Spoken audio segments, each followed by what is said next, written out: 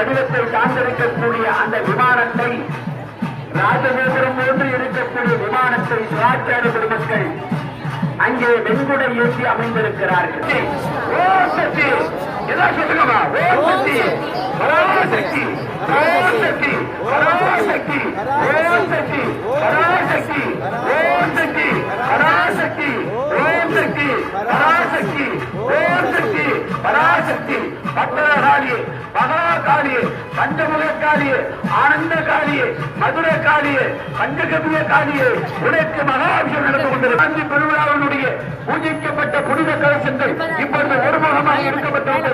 ஓம் சக்தி, பராசக்தி, ஓம் சக்தி, பராசக்தி. இது கைலாயத்துக்கு போய் கேட்கணும். கைலாயத்துக்கு போய் கேட்கணும். எல்லாரும் சொல்லுங்க.